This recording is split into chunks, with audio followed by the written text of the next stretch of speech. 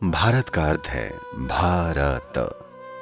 भाव मतलब संवेदना, क्योंकि अभी आपके जीवन का सारा अनुभव इंद्रियों पर है।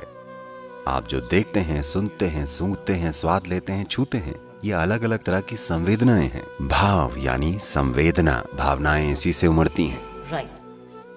रा मतलब राग या धुन। धुन आपकी नहीं है, इस सृष्टि की अपनी ही एक धुन है। अब आपको बस लय मिलानी है, यानी ताल। अगर आपने ठीक से ताल मिला ली तो आप एक बेहतरीन इंसान हैं। अगर आप ताल चूक गए तो जीवन प्रक्रिया आपको रौंद डालेगी। तो हमने इस राष्ट्र को पुकारा भारत। क्या तब हमसे गलती हो गई कि हमने भारत का नाम बदलकर इंडिया रख दिया? बहुत बड़ी गलती, क्योंकि आपको ये बात समझनी होगी, जब भी कोई किसी देश पर कब्जा करता है, चाहे कोई भी आक्रमणकारी हो, सबसे पहला काम वो क्या करते हैं, वो आपका नाम बदल देते हैं। ये हावी होने की टेक्नोलॉजी है, ये गुलाम बनाने की तकनीक है। अगर आप अफ्रीकी अमेरिकी इतिहास को देखें, जब अफ्रीकी लोगों को लाया जाता था, बंदरगाह पर ही पहला काम ये होता था, उनके नाम बदल दिए जाते थे। हमारे साथ भी यही किया गया है। तिरुवनंतपुरम त्रिवेंद्रम हो गया है, चेन्नई मैड्रास हो गया है। हमें नहीं पता कि हम मैड थे कि रास्कल। इसी तरह इंडिया, इसका क्या अर्थ है? इसका कोई अर्थ नहीं है। मतलब अगर मैं आपको एक अर्थहीन नाम दे दूं तो आप मेरे सामने एक अर्थहीन बेवकूफ व्यक्ति बन जाएंगे, क्योंकि मेरा एक अर्थपूर्ण नाम है, मेरी एक परंपरा है, मेरी एक सभ्यता है, आपका कुछ नहीं है। तो इस तरह से हम इंडिया बन गए हैं। सबसे पहली बात कि देश की अवधारणा हर किसी के मन में रच बस जानी चाहिए, क्योंकि राष्ट्र बस एक विचार होता है।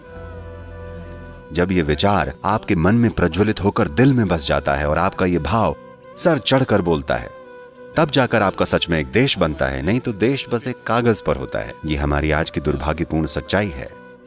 तो कम से कम जब वो 1947 में गए तो पहली चीज हमें ये करनी चाहिए थी कि नाम बदल दिया जाता, और इस तरह बदला जाता कि ये किसी न किसी तरह हर किसी के मन में गूंजता। अभी आप अंग्रेजी नाम इस्तेमाल कर रहे हैं। इस देश में मुश्किल से 2 या 3% लोग ही ठीक से अंग्रेजी बोल पाते हैं।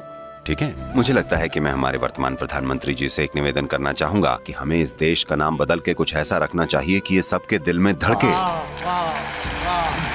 मैं जानता हूं कि बुद्धिजीवियों की एक पूरी भीड़ कहेगी कि नाम में क्या रखा है। अच्छा, खुद को टोबू बुलाइए। मैं किसी चीज के खिलाफ नहीं हूं, मैं बस इतना कह रहा हूं, जो हम बोलते हैं वो बस एक ध्वनि है।